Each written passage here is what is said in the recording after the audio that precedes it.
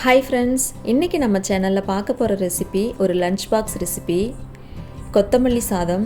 இந்த கொத்தமல்லி நம்ம ஃப்ரெஷ்ஷாக அரைச்சி செய்கிறதுனால இந்த சாதம் நல்லா ஃப்ளேவராக நல்ல டேஸ்டியாக இருக்கும். இது செய்கிறது ரொம்ப ஈஸி, சிம்பிளாக செஞ்சிடலாம். ஆனால் டேஸ்ட் பார்த்திங்கன்னா சூப்பராக இருக்கும். இது கூட என்ன வெஜிடபிள் வேணாலும் வச்சு சாப்பிட்லாம். அப்படி இல்லை ஆனியன் ரைத்தா வச்சு சாப்பிட்டாலும் அவ்வளோ நல்லா டேஸ்டியாக இருக்கும். லஞ்ச் பாக்ஸ்க்கு இந்த மாதிரி செஞ்சு கொடுத்து விட்டிங்கன்னா மிச்சம் வைக்காமல் சாப்பிட்டுட்டு வருவாங்க. இந்த டேஸ்டியான கொத்தமல்லி சாதம் இப்போ எப்படி செய்கிறதுன்னு பார்த்துடலாமா? அதுக்கு தேவையான பொருட்கள்: ஒரு பெரிய சைஸ் வெங்காயம் நீல வாக்கில் கட் பண்ணி வச்சுருக்கேன் மெல்லிசா, ஒரு கொத்து கருவேப்பிலை, காரத்துக்கு தேவையான அளவு பச்சை மிளகாய், ஒரு 5-6 முந்திரி, இஞ்சி பூண்டு பேஸ்ட்டு, ஒரு கட்டு மல்லி இலையை இப்படி தண்டோடு நல்லா க்ளீன் பண்ணி எடுத்து வச்சுருக்கேன். இந்த தண்டோடு போட்டுக்கோங்க, அப்போ தான் நல்ல டேஸ்டியாக அந்த மணமாக இருக்கும். இப்போது மல்லி இலையை நம்ம ஃப்ரெஷ்ஷாக அப்படியே அரைக்க போகிறோம். அதை ஒரு மிக்ஸி ஜாருக்கு மாற்றிட்டு நல்லா நைஸ் பேஸ்ட்டாக அரைச்சி எடுத்துகிட்டு வந்துடலாம்.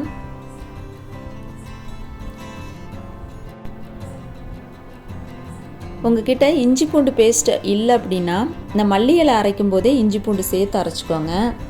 அவ்வளோதான், எல்லாமே ரெடியாக இருக்குது. இப்போ தாளித்து விட்டுறலாம். அடுப்பில் ஒரு கடாய் வச்சுட்டு அதில் 2-3 ஸ்பூன் கடலெண்ணெய் ஊற்றிக்கலாம். எப்போவுமே வெரைட்டி ரைஸ் செய்யும்போது ஆயில் 1 ஸ்பூன் கூடுதலாக விட்டு செஞ்சால் தான் நல்லா டேஸ்டியாக இருக்கும். இப்போ ஆயில் சூடானதும் அது கூடவே நம்ம கட் பண்ணி வச்சுருந்த வெங்காயம், கருவேப்பிலை, பச்சை மிளகாய் எல்லாத்தையும் போட்டு நல்லா வதக்கிக்கலாம். வெங்காயம் கண்ணாடி பதம் வர வரையும் நல்லா வதக்கி எடுத்துக்கலாம்.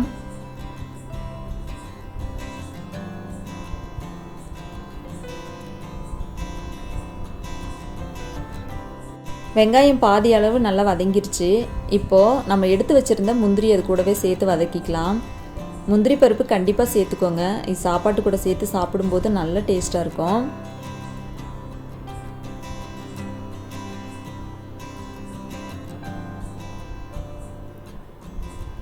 வெங்காயம் நல்லா வதங்கிருச்சு. இந்த ஸ்டேஜில் நம்ம இஞ்சி பூண்டு பேஸ்ட்டு சேர்த்துக்கலாம். 1.5 ஸ்பூன் இஞ்சி பூண்டு பேஸ்ட்டு போட்டு நல்லா வதக்கிக்கலாம்.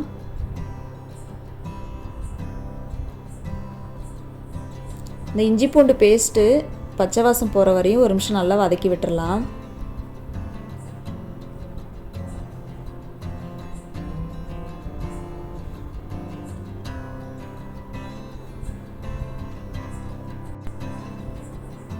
இஞ்சி பூண்டு பேஸ்ட்டு போட்டு நல்லா வதக்கியாச்சு. இந்த ஸ்டேஜில் நம்ம அரைச்சி வச்சுருந்ததை ஊற்றிக்கலாம். ரொம்ப தண்ணி விட்டு அரைச்சிடக்கூடாது. நிறைய தண்ணி ஊற்றி ரொம்ப நேரம் கொதிக்க வச்சோம் அப்படின்னா கலருமே மாறிடும், டேஸ்ட்டுமே மாறிடும், அந்த ஃப்ளேவர் போயிடும். அதனால் கொஞ்சமாக மசிகிற அளவுக்கு கொஞ்சமாக தண்ணி விட்டு அரைச்சிட்டா போதும். மிக்ஸி ஜார்லையுமே கொஞ்சமாக தண்ணி விட்டு அலசி ஊற்றிக்கலாம்.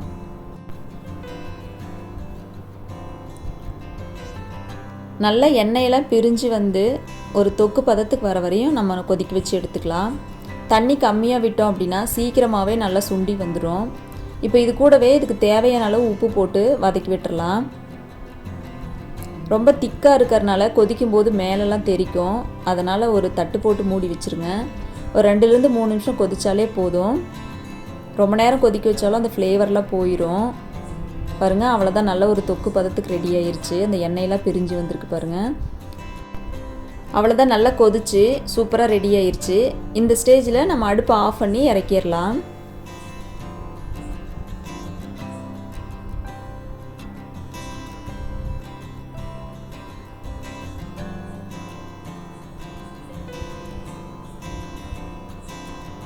இப்போ இது கூட நம்ம எடுத்து வச்சுருந்த சாதம் போட்டு நல்லா மிக்ஸ் பண்ணிக்கலாம். ஃபஸ்ட்டே சாதம் ஒரு தட்டில் எடுத்து ஆற வச்சு வச்சுருங்க. இந்த தொக்கு சூடாக இருந்தால் ஓகே, சாதமும் சூடாக இருந்து இதுவும் சூடாக இருந்தால் நீங்கள் நல்லா கலக்கும்போது சாதமெல்லாம் உடஞ்சி கொடன்னு ஆன மாதிரி ஆயிரும். அதனால் சாதம் ஃபஸ்ட்டே ஆற வச்சு வச்சுருங்க. தேவையான அளவு சாதம் போட்டு நல்லா கலந்துக்கலாம். உப்பு பத்தாமல் இருந்துச்சு அப்படின்னா இந்த ஸ்டேஜில் சால்ட்டு போட்டு கலந்துக்கோங்க.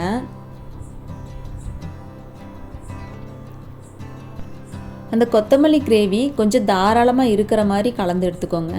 அப்போ சாதத்தோடு ஊறி வரும்போது நல்லா கரெக்டாக இருக்கும். சாதமும் நல்லா டேஸ்டியாக இருக்கும். அவ்வளோதான், தேவையான அளவு சாதம் போட்டு நல்லா கலந்து எடுத்தாச்சு. நல்ல ஒரு டேஸ்டியான வெரைட்டி ரைஸ் ரெடி ஆயிருச்சு. இதை அப்படியே லஞ்ச் பாக்ஸ் பேக் பண்ணி கொடுத்தீங்க அப்படின்னா கொஞ்சம் கூட மிச்சம் வைக்காமல் சாப்பிட்டு வருவாங்க. எல்லாருக்குமே ரொம்ப பிடிக்கும். கண்டிப்பாக இந்த டேஸ்டியான கொத்தமல்லி சாதம் உங்கள் வீட்டில் ஒரு முறை ட்ரை பண்ணி பாருங்கள். பிடிச்சிருந்தால் லைக் பண்ணி ஷேர் பண்ணி கமெண்ட் பண்ணுங்கள். அப்படியே நம்ம சேனலை சப்ஸ்கிரைப் பண்ணிவிட்டு பக்கத்தில் உள்ள பெல் ஐக்கானை கிளிக் பண்ணிக்கோங்க. அப்போ தான் நான் போடுற வீடியோஸ் எல்லாமே உங்களுக்கு நோட்டிஃபிகேஷனாக வரும். நெக்ஸ்ட் வீடியோவில் பார்க்கலாம். தேங்க்யூ.